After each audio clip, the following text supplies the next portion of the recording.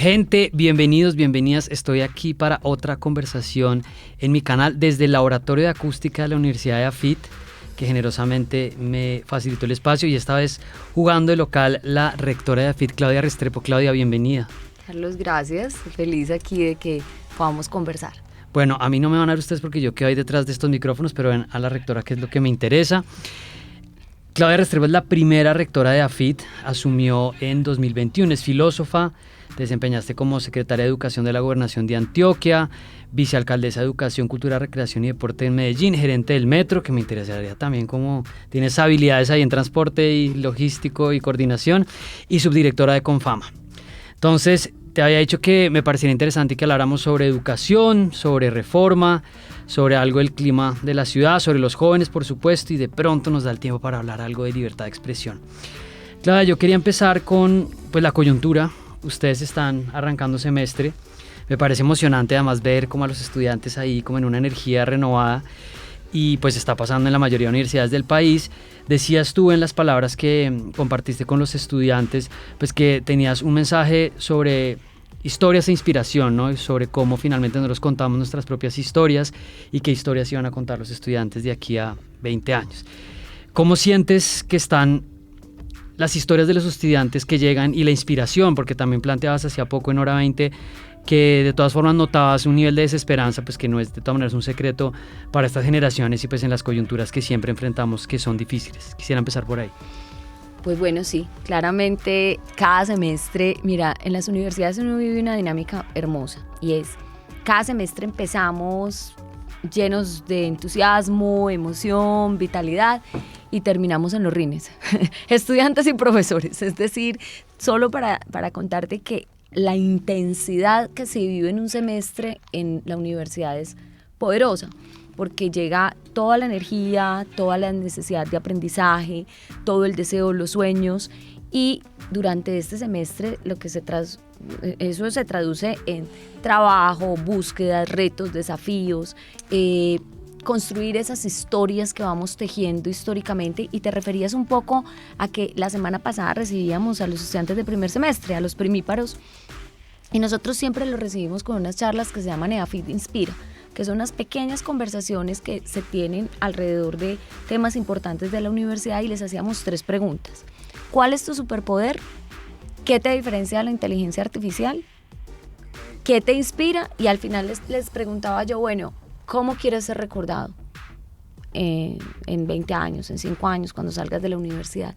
Un poco acudiendo a una cosa que estos jóvenes tienen maravillosa, y es la riqueza creativa, la riqueza de los sueños. Son futurizos, todo el tiempo están visualizándose en hacia dónde van, qué quieren, qué desean.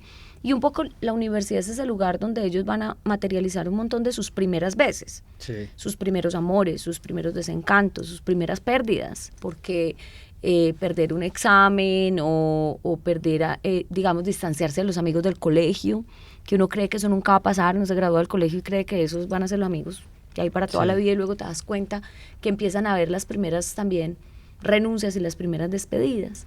Entonces es una sumatoria. Cuando llegas a la universidad es el lugar donde los jóvenes empiezan a materializar su proyecto de vida y a hacerse cargo de él. Entonces nosotros iniciamos el semestre siempre como con esos sueños y esa idea de que inspiremos vidas, pero con algo que AFIT tiene muy en su ADN, y es: nosotros hablamos de inspirar vidas, crear conocimiento y transformar sociedad. O sea, nosotros formamos para que los jóvenes puedan tener esas capacidades transformadoras internas y futuros. Entonces estás acá hoy en una conversación en medio de una universidad que está vibrante. Ayer empezamos clase ya todos, la semana pasada recibíamos a los estudiantes del primer semestre, ya ayer empezó toda la universidad, y empieza ese comportamiento febril maravilloso, sí, que tiene la U, y que lo contagia a uno, que uno termina agotado cuando termina el semestre, recarga, sí, y luego vuelve y empieza. Sí, eso también me decía la profe, que para octubre ya vamos a estar todos un poco más cansados. ¿Cuántos estudiantes de primer semestre entraron y cuántos tiene AFIT, para darle un poquito de contexto a la gente? Bueno, yo te voy a contar un dato que es bien potente. AFIT en un semestre matricula alrededor de 44,000 estudiantes, en todos los niveles, es decir, niños, jóvenes, adultos mayores en diferentes programas. En pregrado y posgrado sumamos 13.500 estudiantes entre pregrado y posgrado. En pregrado son alrededor de 9.500 estudiantes. En un semestre nos entran entre 800 y 1.000 estudiantes, depende del semestre 1 o el semestre 2.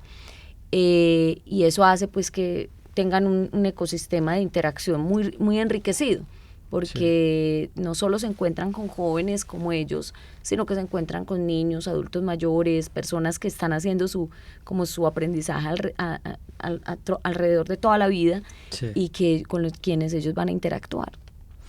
Claro, es un montón de chicos, y además de nuevo se ve todo como palpitando estos días, con además el clima bonito que está haciendo hoy en Medellín. Tú decías que una de las preguntas que les hacen en este formato, que es como un poquito estilo TED Talk, ¿no? Se paran, les dan unas charlas cortas y les hablan.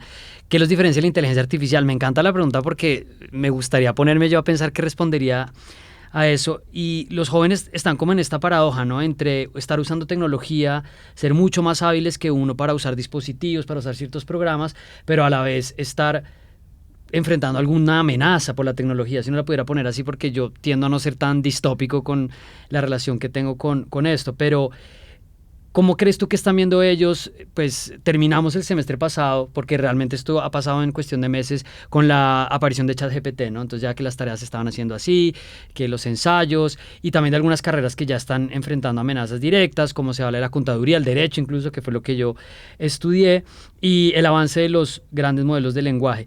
¿Sientes que los estudiantes lo están viendo ahí, para después pasar un poco a cómo lo están viendo desde la universidad?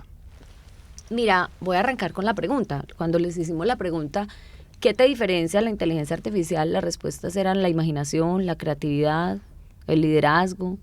Es decir, yo creo que hay una conciencia en general de que la inteligencia artificial es una muy buena herramienta, es una muy buena, es un brazo constructor de conocimiento muy relevante. Es decir, tú en milésimas de segundo puedes poner la información.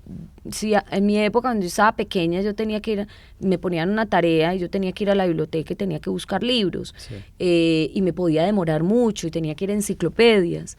Luego llegan los navegadores y eso nos pone a tener acceso mucho más rápido, pero claramente esto es un paso más allá, que no es ni siquiera una disrupción. La inteligencia artificial está desde 1950, digamos, progresando. Lo que pasa es que aquí ya sí hay un avance muy significativo digamos, en todo lo que tiene que ver de estos sistemas de lenguaje que empiezan a construir fórmulas mucho más estrechas para llegar al conocimiento.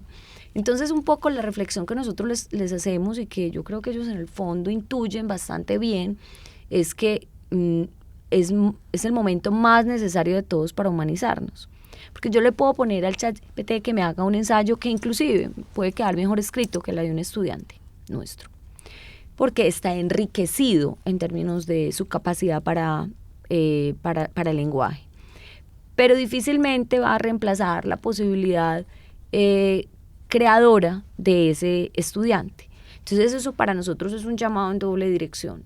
En el estudiante, cómo le pregunta a la inteligencia artificial para que sea una herramienta útil, para que no lo haga cometer errores, porque si tú le preguntas mal, él te va a inventar cosas. Te va a inducir al error. Sí. Entonces, cómo preguntar, que es una de las, yo diría que una de las competencias más difíciles que todo humano tiene que desarrollar, es saber preguntar, para poder encontrar realmente lo que uno necesita y está buscando. Entonces, que sepan preguntar, que sepan que eso les puede ayudar a estructurar, pero que no reemplaza lo que ellos hacen. Y a los profesores, a nosotros nos genera una doble condición.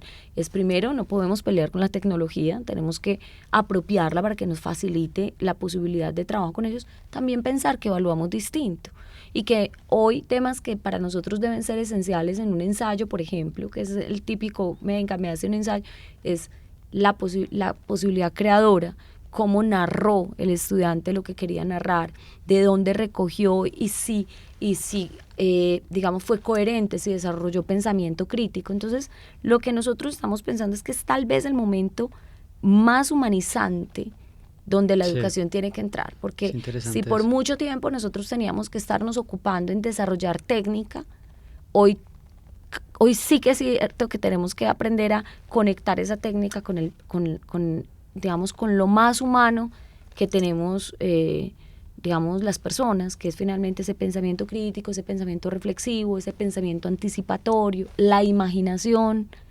Esas son las cosas que hoy nos trae digamos, el gran reto.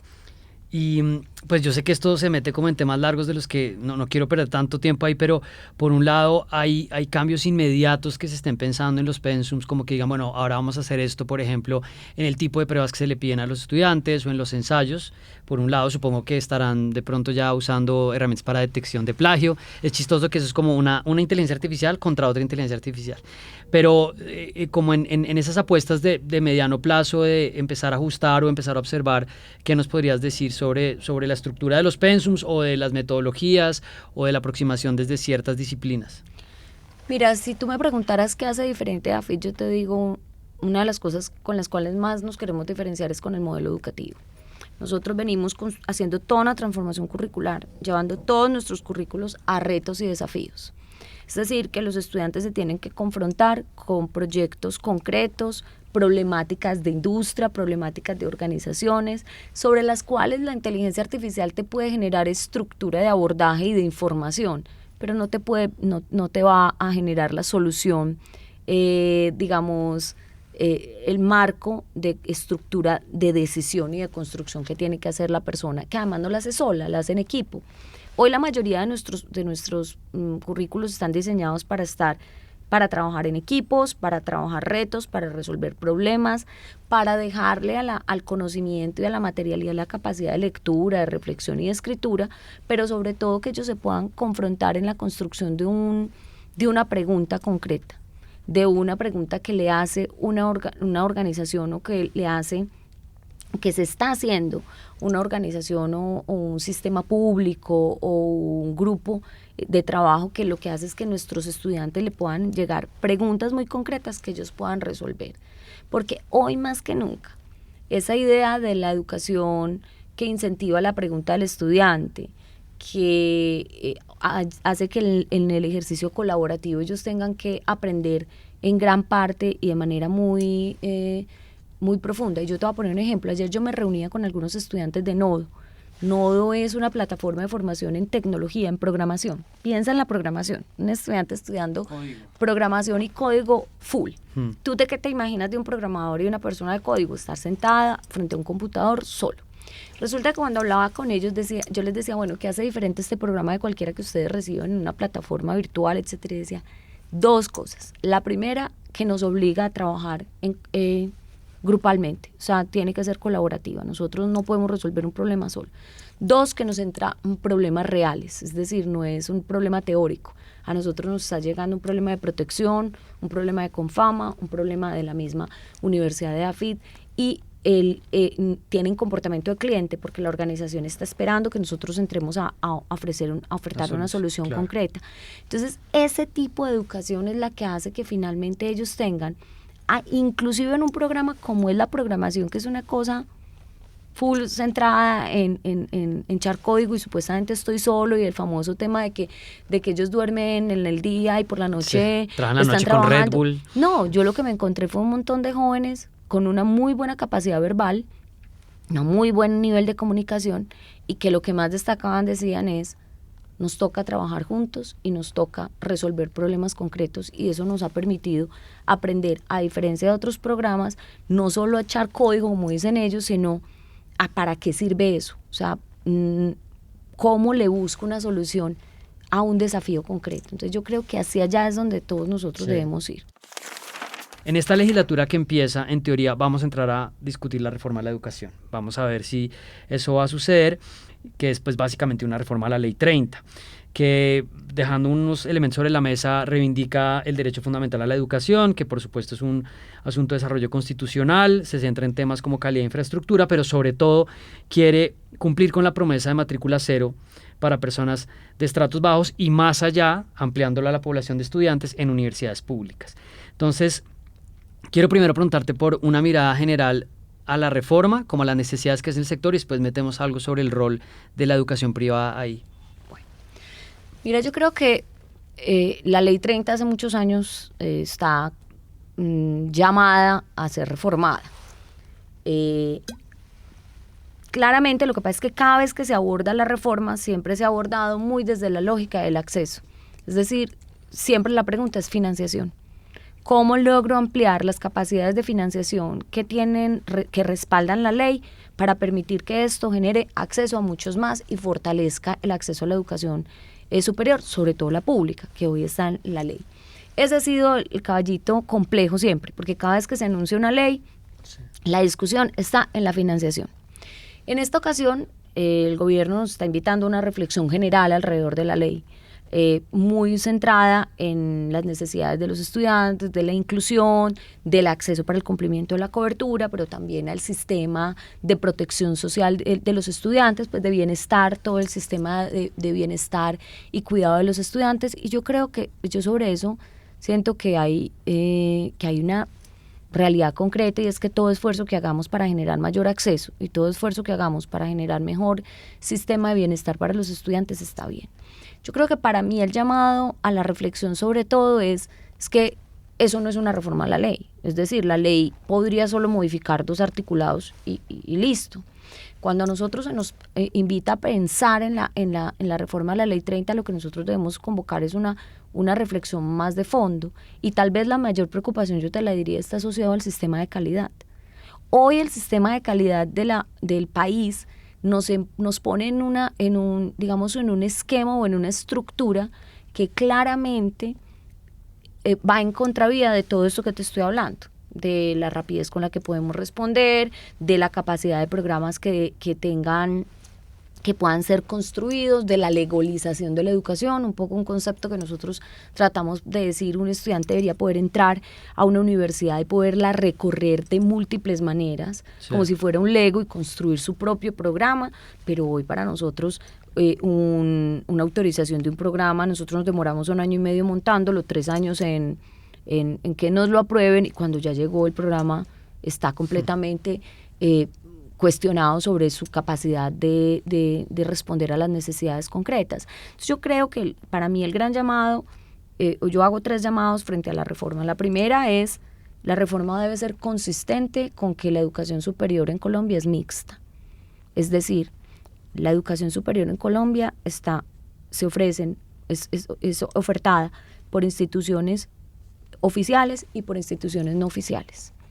Es decir, aquellas universidades que nos denominan privadas, que somos fundaciones sin ánimo de lucro, que quien es el dueño de AFID. El dueño de AFID son sus estudiantes, que son quienes hoy pueden pagar la universidad y estar en ella, pero que gracias al esfuerzo que hacen muchos también logramos hacer un sistema de becas y lograr que otros accedan allí.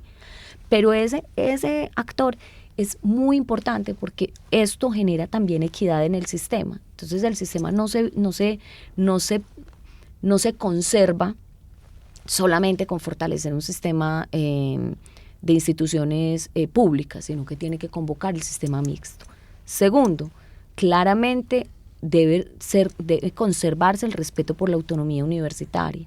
Las universidades acá y en el mundo son instituciones que representan a todos los estamentos: profesores, estudiantes, digamos la representación académica de la estructura académica de la organización. Y yo creo que el país ha sido absolutamente respetuoso de la autonomía de las universidades, y quisiera que esta reforma fuera consistente con eso, porque eso es lo que le permite que las universidades resistan gobiernos, resistan asuntos económicos, coyunturas, y las universidades siguen siendo el bastión investigativo, de formación y de talento.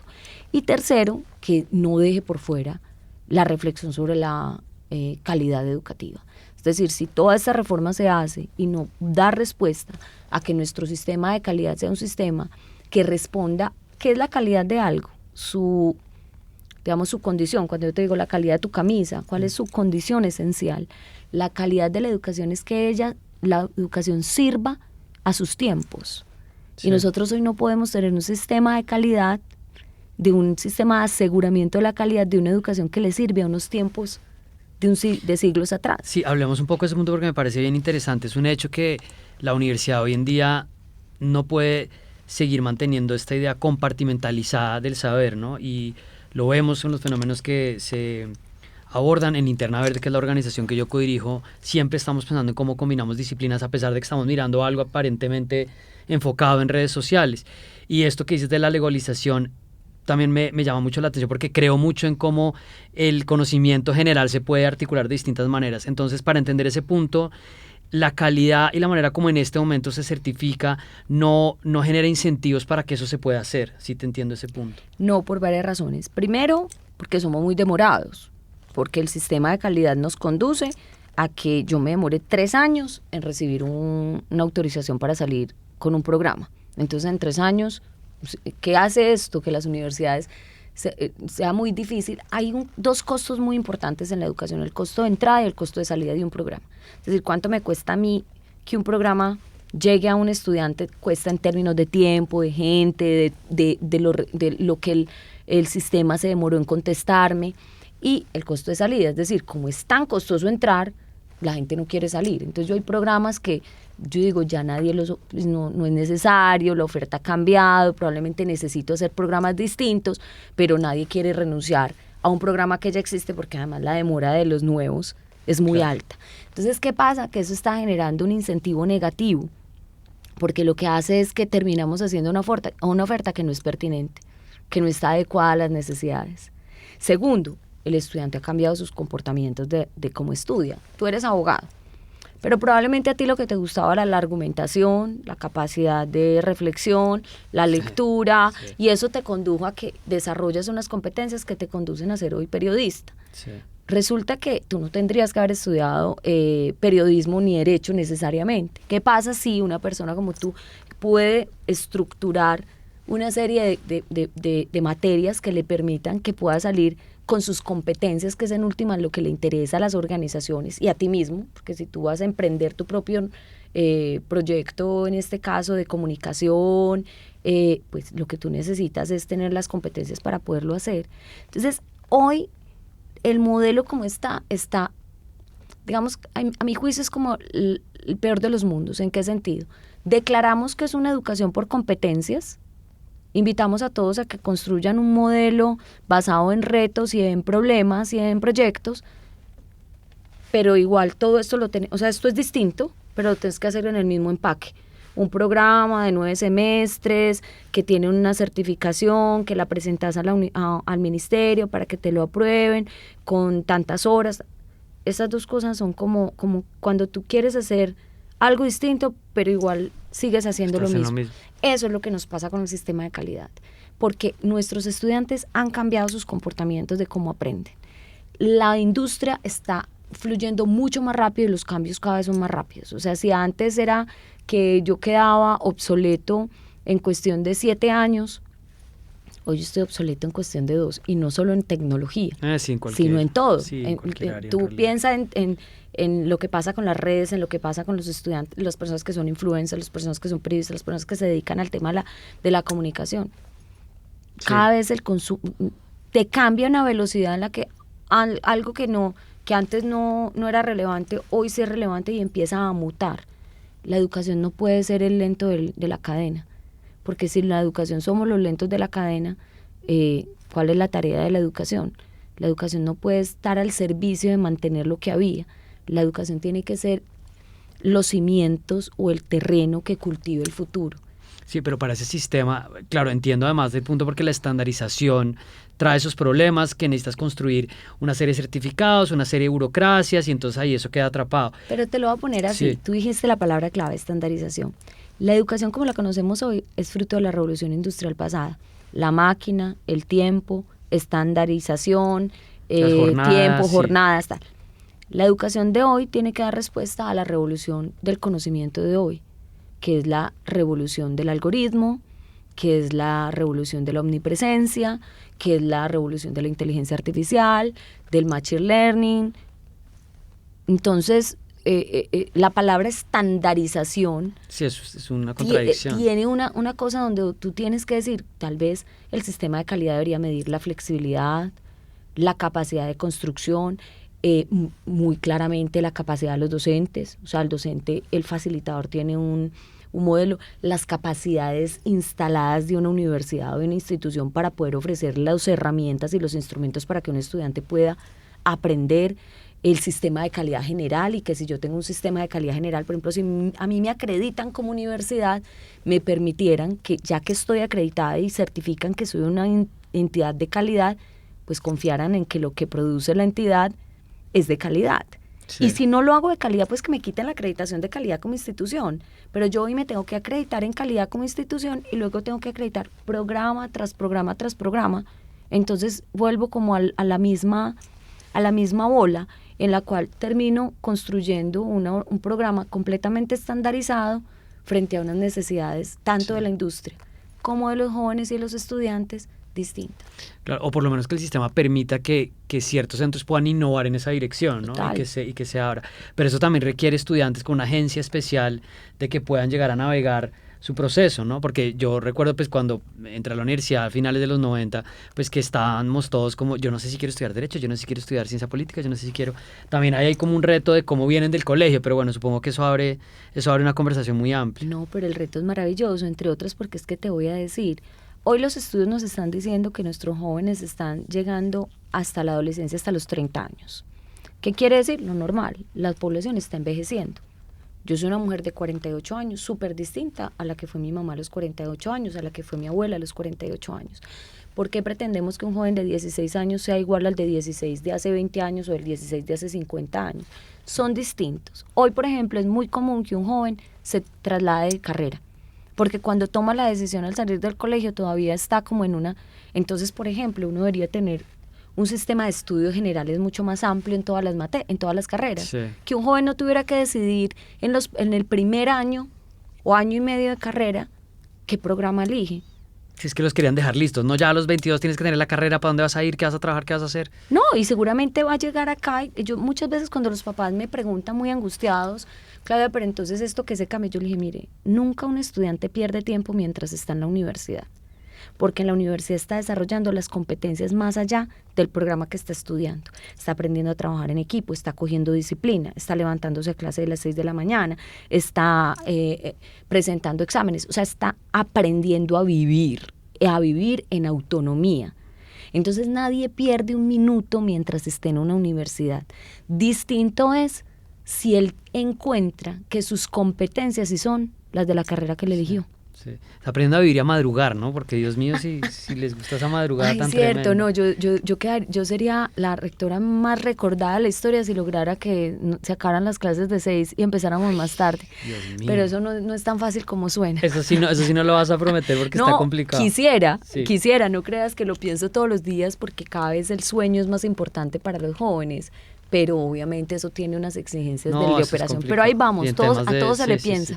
Sí. Eso y quitar los desayunos de trabajo, esa es una de mi agenda, porque uno desayuna en la casa y llega después a trabajar. O no desayuna, porque hay gente que no desayuna. No, pero un desayuno a las 9 de la mañana, bien rico. Bueno, pero entonces a esa hora. Pero lo de la madrugada en Bogotá empezó cuando yo estudiaba como 6:30, ya lo fueron moviendo y creo que ahora ya está de 6. Pero acá yo creo que es un poco más... Sí, acá yo recibí clases de 6 toda mi carrera, dicté clases de 6 toda la carrera. Lo que pasa es que hoy, por el nivel de exposición que la gente tiene a las pantallas, los niveles de sueño se han vuelto más... o sea, la noche se alargó. La noche se alargó, entonces la mañana también genera unos niveles de agotamiento. Pero eso es mucho más estructural. Sí.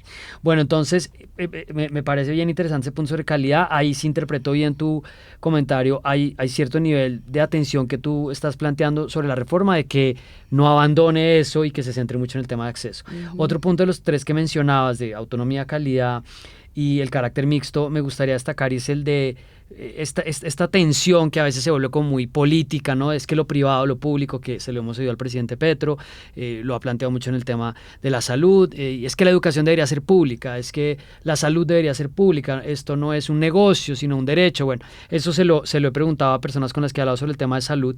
Quería que expandiéramos un poco sobre eso, porque da la sensación de que se quisiera plantear la idea pues de que la educación privada no tiene un rol distinto al de lucrarse, cuando pues evidentemente hay ahí planteadas algunas de estos elementos sobre innovación, sobre el rol que tiene dentro de la sociedad. Expandamos un poco eso porque creo que es un discurso que estamos oyendo mucho hoy en el Congreso y pues en la Casa de Nariño. Lo primero que uno tiene que entender es que en este país la educación superior, cuando hablamos de universidades privadas, estamos hablando de entidades sin ánimo de lucro, porque una universidad, y si no lo somos, entonces que las intervengan, Sí. Pero las que somos instituciones, de acuerdo con lo que la ley de Colombia plantea, instituciones universitarias privadas, somos universidades sin ánimo de lucro, que el dueño de la universidad realmente son los estudiantes. Primer tema. Entonces aquí no estamos hablando de nada distinto de un sistema de organización que además en el país ha sido muy importante por una razón. Así Colombia quisiera mañana que todos los colombianos nos educáramos en un sistema público, gratuito para todos. No tenemos recursos para todos los estudiantes. Hay un principio que debe ser superior a eso, que es el de la equidad. Hay estudiantes que pueden pagar sus matrículas. Y que no solo eso, cuando pagan su matrícula, ayudan y contribuyen a que otros que no la pueden pagar accedan a educación. O de dónde salen las becas de las universidades privadas, que no son pocas. Hoy yo tengo un 20% de la población estudiantil de la universidad becada. Acabo de presentar un programa que fueron becas talento, donde sacamos 300 becas entre el 100% y el 40% de acuerdo con un sistema de medición de necesidades, de talento, etcétera, para jóvenes. Y se presentaron más de 900 estudiantes deseosos que no pueden pagar, pero que están aquí. ¿De dónde salen esos recursos? Pues salen de la capacidad de estas instituciones de consolidarse.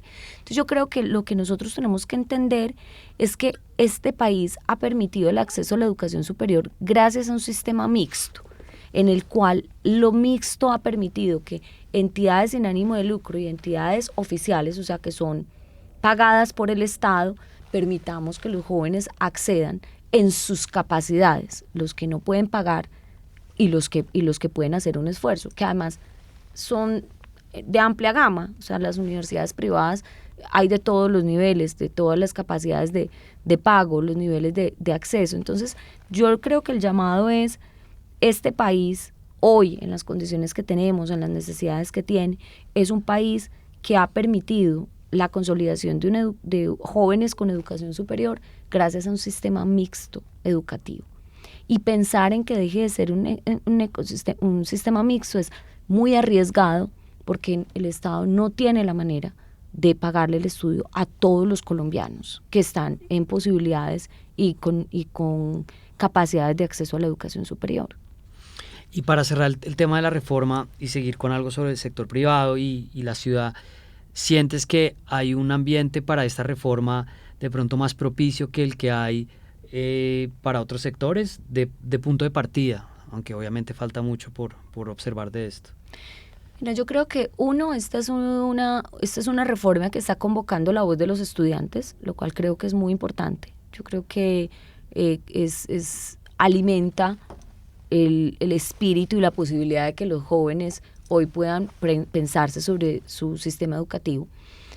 Hasta ayer hemos estado muy inquietos los rectores de las universidades, especialmente las universidades privadas, porque no conocemos el texto de la reforma. Se nos había hablado de que el 20 de julio se iba a radicar el documento, y nosotros estamos un poco sin conocer cuál es el alcance, solo unos titulares muy generales, pues acceso, que es fortalecer el sistema público. No sabemos este sistema mixto en qué queda. ¿Cómo se va a ver? Entonces, pero yo recibo con esperanza que el día de ayer, a 2 días pues del 20 de julio, ya se habla ya no de erradicar, sino de socializar y de presentar públicamente la reforma para que todos podamos conocerla un poco más, y que obviamente esto permita un diálogo mucho más estrecho, porque yo creo que la reunión de la semana pasada de ASCUM, pues, que es como la asociación que recoge las universidades, sí, con el gobierno, con el ministerio,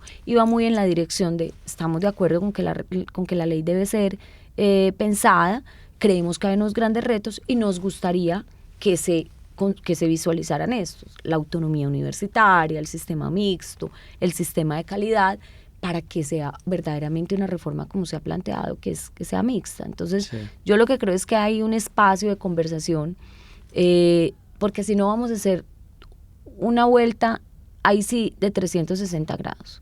Vamos a dar una vuelta, sí, para llegar al mismo lugar, con un gran desgaste del país, porque toda reforma le cuesta al país la movilización de su gente, el Congreso, o sea, las discusiones. Entonces lo que tenemos que lograr es que si estamos de acuerdo en que la educación superior es importante en el país, si estamos de acuerdo en que el acceso es importante, también debemos estar de acuerdo con que la calidad requiere miradas de fondo y que hagamos digamos, ya que nos emprendimos una reforma, que ella sea la mejor para el sistema mixto educativo que tiene el país. Sí, y añadiría yo que espero que el gobierno ahí no se vaya por la misma estrategia que hemos visto en otros ámbitos, y es como, no, hablamos con todo el mundo, pero cuando llegan al Congreso igual siguen con su línea, pues que es respetable, pero entonces después si pierden, no van a decir que es que el país no quiere la reforma, que es donde yo creo que también le plantean a la gente que tiene opiniones críticas, pues un callejón sin salida. Tal cual, porque ese no es el mensaje. Nosotros tenemos un acuerdo, pues estamos de acuerdo con la necesidad de pensar la educación superior.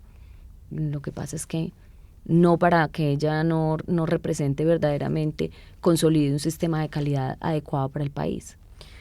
Bueno, para hablar otro poquito más del sector privado, entremos a abordar algunos puntos sobre la ciudad, AFIT y las tensiones que hemos visto estos años en la ciudad.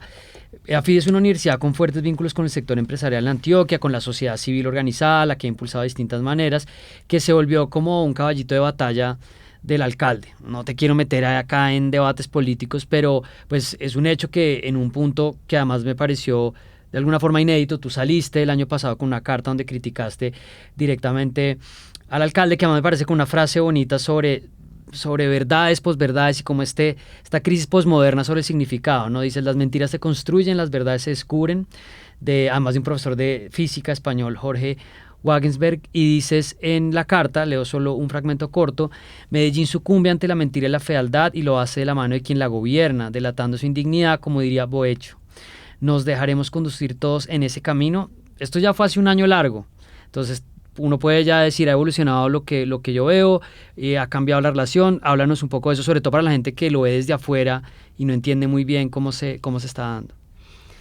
Mira, yo creo que Medellín ha vivido en los últimos años una crisis institucional, pero lo más paradójico de todo ha sido que una crisis promovida, o sea, que desata la relación con el gobierno, pero no porque normalmente cuando tienes un problema de instituciones o de tensión en la conversación, lo que revientan son las empresas o las instituciones o la academia, las organizaciones sociales.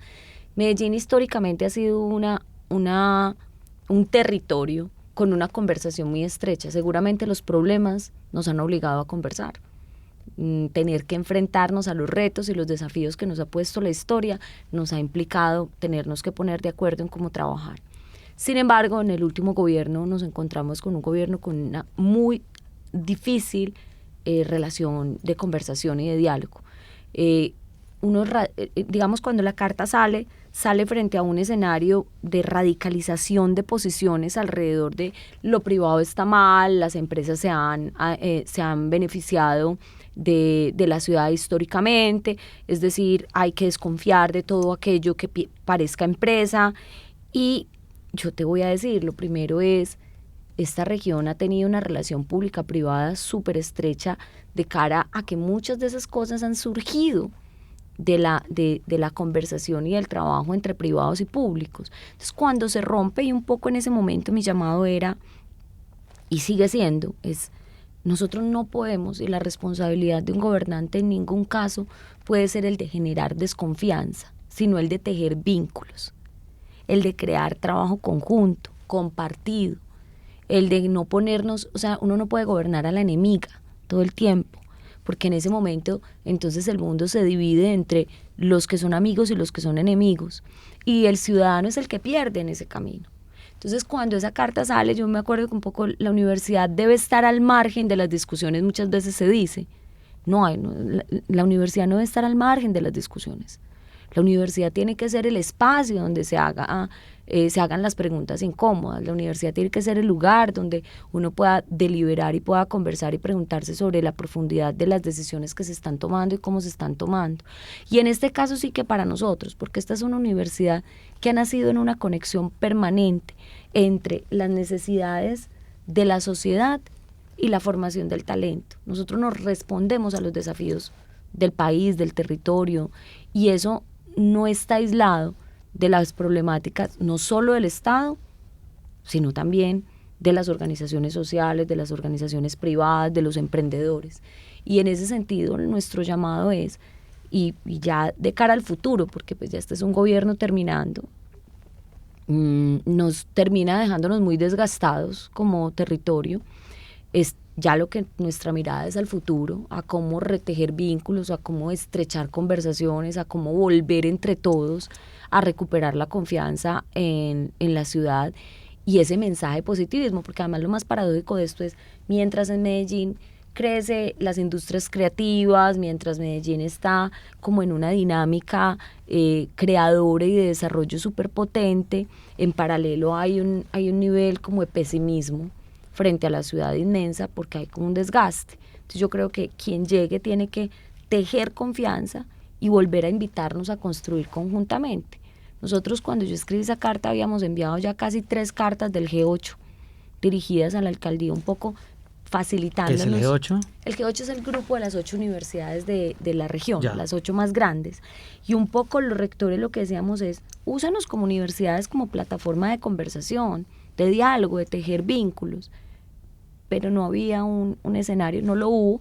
Yo creo que ya lo que nos queda es pensar en cómo construir futuro en los periodos que vienen en adelante para retomar eso que ha hecho diferente a Medellín, y es la posibilidad de trabajar conjuntos hacia un mismo propósito.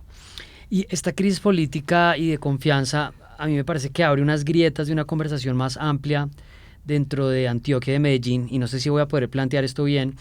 Es una ciudad a la que yo vengo ahora por trabajo, lo cual pues agradezco siempre, como no solo pues por poder tener esa posibilidad, sino además de venir acá donde tengo familia, pero donde uno ve evidentemente los contrastes frente a otras partes del país, ¿no?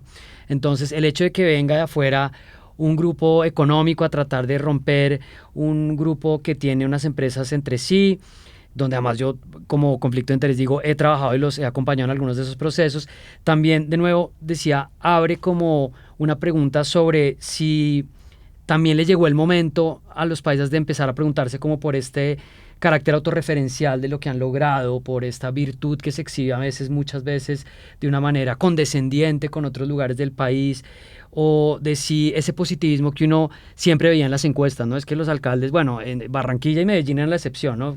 Rompían el techo porque todo estaba muy bien. ¿Qué le podrías decir tú a la gente como que ve el canal, que muchas veces, sobre todo están fuera del país, ni siquiera son de otra ciudad, sino a veces están en la diáspora, sobre qué abre esta conversación también sobre eso, ¿no? Que es muy cultural y pues muy histórico de la ciudad y del departamento? Mira, yo creo que los conflictos nunca nacen por pues, y refiriéndome aquí a conflicto o a crisis, si quieres la mejor palabra, no sea conflicto sino crisis, como este momento que la ciudad vive entre ese pesimismo y esa visión de desarrollo, es que las crisis no son fruto de un factor, casi siempre son la sumatoria de múltiples factores. Y yo creo que tú lo has enunciado bien, Medellín es un territorio integrado por una cantidad de personas que queremos profundamente digamos, esta tierra y este entorno y este contexto, pero que también tenemos una crítica inmensa, y es las montañas a veces nos quitan visión, nos eliminan la posibilidad de apertura. Una de las cosas que yo más celebro, por ejemplo, en la entrada del turismo, que hay una cosa que puede generar, bueno, que sea gentrificación, etcétera, todas las inquietudes, pero una de las cosas que más me gusta es ver la riqueza, la multiculturalidad y la diversidad que ha empezado a llegar al territorio, sí. Porque yo creo que esto nos permite que nosotros nos sintamos parte de Colombia, parte del mundo, y empecemos a entender nuestras conversaciones de una manera distinta. Eso no va a quitar el empuje y las características que nos representan fundamentalmente, pero nos ponen en un contexto que enriquece la conversación. Entonces yo sí creo claramente que nosotros tenemos unos profundos retos, y es una de las cosas que yo más trabajo en la universidad. Por eso esta es una universidad con un nivel de internacionalización muy alto y cada vez más alto, promover la apertura, el pensamiento global, la acción fuera de pensarse en el contexto nacional,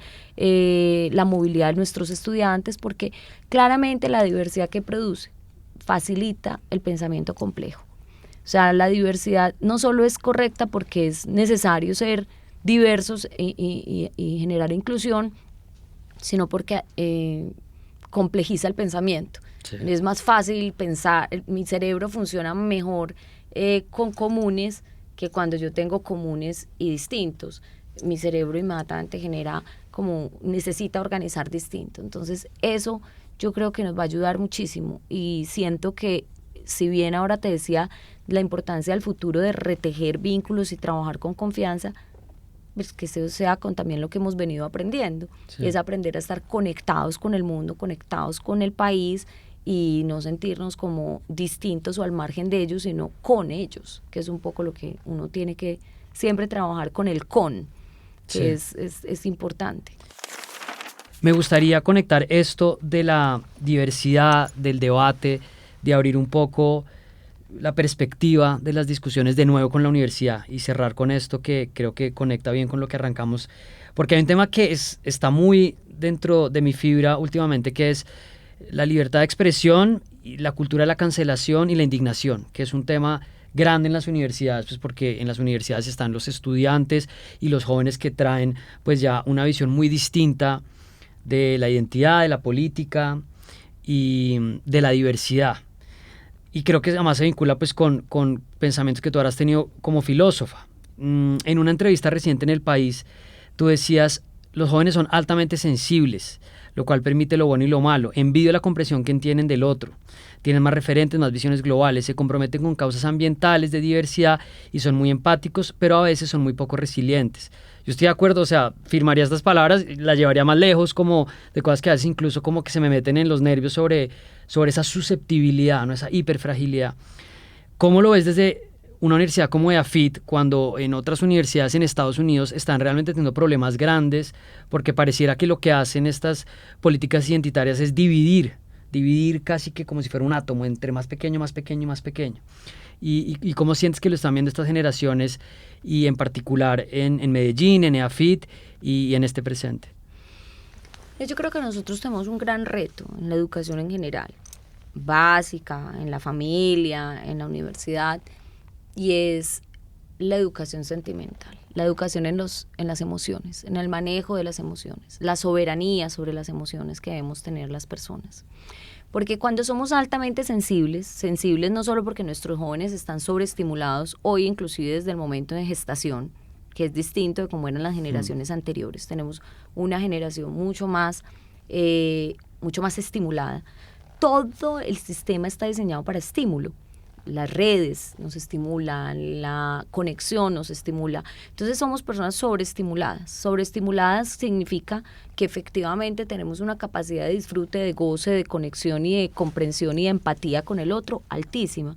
Pero también significa que si yo no soy soberana sobre mis emociones, eso se me vuelve caótico. Entonces, así como soy de empática, la empatía no tiene peso positivo o negativo. Yo soy empática, es ponerme en los zapatos de otro. Puedo ponerme en los zapatos de otro cuando el otro está mal, o cuando está bien, o también cuando está mal. Soy capaz de sentir eso. Esto es lo que nosotros hoy estamos viviendo, un alto nivel de empatía, pero si nosotros no tenemos una formación emocional suficiente, lo que caemos es en estas radicalizaciones, porque entonces yo lo que hago es de alguna manera, acudir a aquello que exacerba la emoción para tener más audiencia.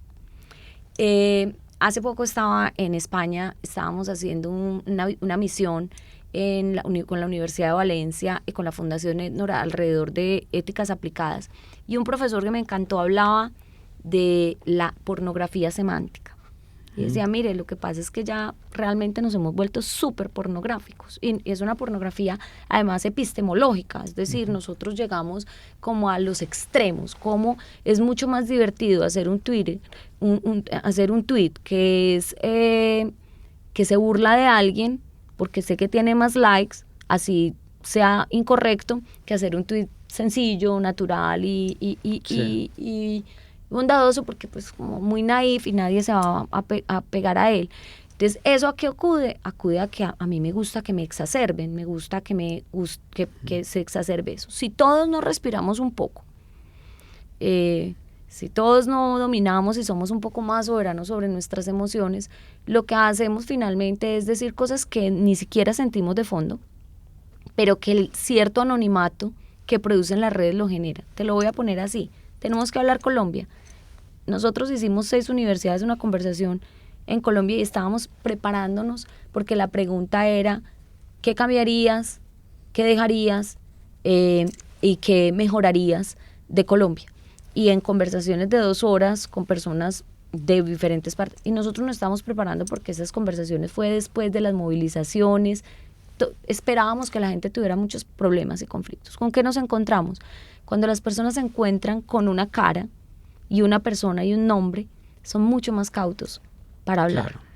Tienen diálogo, digamos, tratan inclusive de ponerse de acuerdo.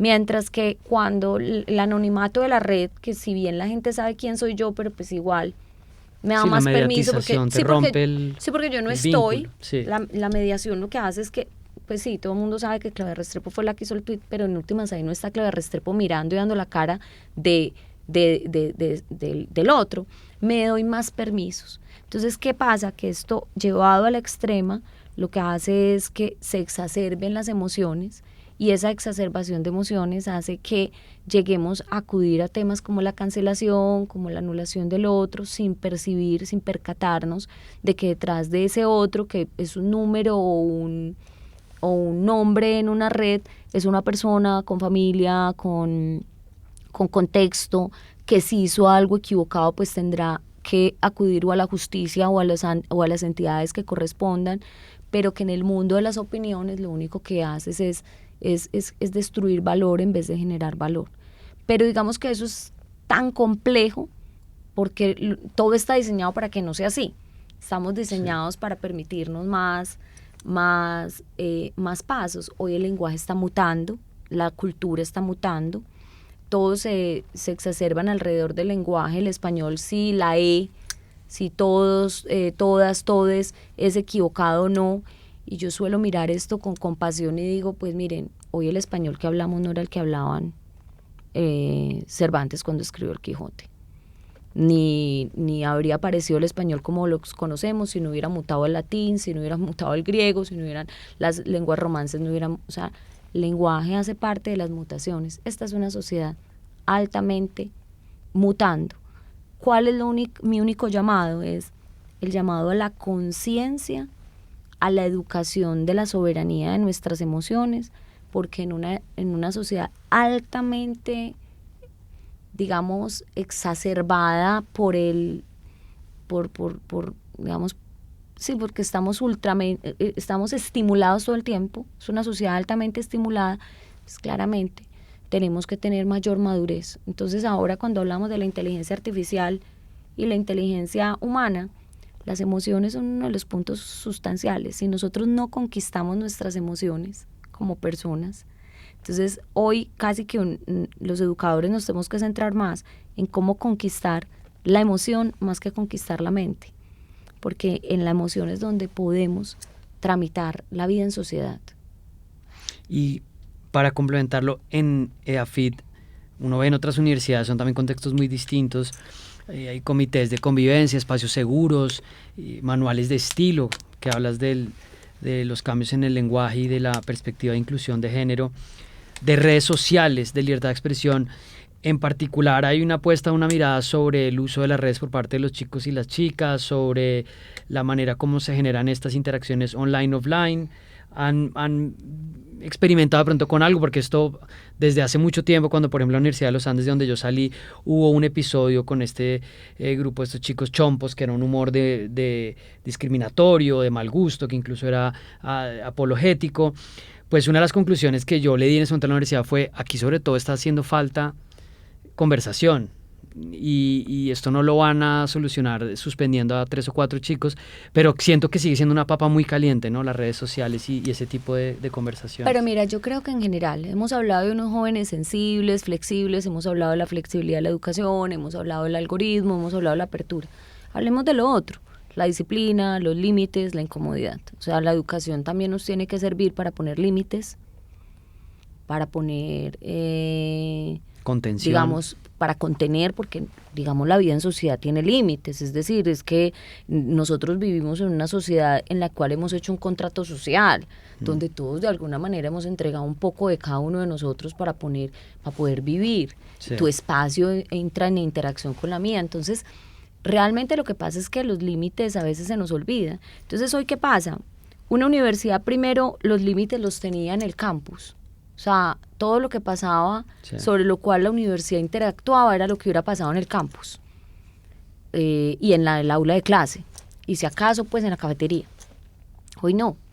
Hoy el campo de llegada de la universidad son las redes, son las plataformas de aprendizaje remoto cuando están en una clase, son las dinámicas de relacionamiento que ellos tienen por fuera, lo que pasa inclusive un fin de semana. Y la universidad ya no se puede abstraer de eso, porque lo que nosotros estamos es formando a una persona en su integralidad. Entonces el asunto no es cómo se comporta solo en el aula de clase, sino cómo se comporta en toda su dimensión. Que eso es más difícil para las universidades, claro, 1000 veces más difícil, porque ya nosotros no tenemos solo que entrar a compartir lo que pasa en un aula, sino compartir lo que pasa en un contexto completo. Eso nos implica tener protocolos más claros, eso nos implica tener una unidad de diversidad, inclusión, pluralismo mucho más consolidada, eso nos implica tener expertos que sean capaces de entender, por ejemplo, qué son las violencias de género, porque las violencias de género, todo no termina en sí en un acoso o en un abuso, sino que hay un montón de cosas que se despliegan en la escala, que están en el lenguaje, que están en las formas, que están en las negaciones o en las afirmaciones. Entonces, tenemos un escenario mucho más complejo, que nos implica mucha más preparación, que implica comprender el contexto, pero también poner límites y contenciones. Porque no todo, hay medidas pedagógicas para que un estudiante aprenda, clarísimo, pero también hay medidas de sanción para que alguien aprenda, porque en una sociedad tenemos de eso, hay momentos para aprender y hay momentos para responder por los actos que has cometido. Lo que nosotros tenemos que saber como educadores es dónde nos movemos entre cuando esto es un ámbito de aprendizaje y de discusión y de deliberación con un estudiante, un profesor, todos, porque todos estamos aprendiendo, y cuando eso pasa la línea y ya no estamos hablando de un asunto solo pedagógico, sino que estamos hablando de una sanción que es legal, que es moral y que es social. Como dices tú, es una papa caliente, pero yo creo que estos son tiempos de alta exigencia moral. Sí. En términos que son tiempos que nos exigen a todos hacernos preguntas sobre nuestra vida en sociedad, sobre nuestros límites y sobre lo que representa pues una sociedad cada vez más diversa, cada vez más plural, cada vez más libre, pero la libertad es una cosa muy, o sea, filosóficamente hablando, la libertad es un fenómeno que todos ansiamos, todos anhelamos, pero que tiene una relación y un vínculo estrecho con la responsabilidad. Lo que pasa es que a todos nos encanta hablar del pedacito que se llama libertad, y no nos gusta el pedacito que tiene que ver con la responsabilidad.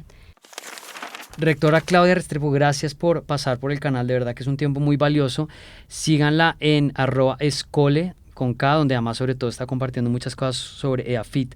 Claudia, para cerrar, nos has dejado algunas recomendaciones, pero siempre le pido a los invitados e invitadas si nos quieren dejar un libro, una experiencia, un plan, una idea. Nos dejaste una muy interesante sobre respirar, que es algo que de hecho mucha gente que pasa por el canal la deja. Me gusta eso, o ver las cosas más despacio. ¿Nos quieres dejar alguna recomendación de algo reciente o alguna otra idea para que terminemos? Sí, yo creo que una invitación a filosofar un poquito.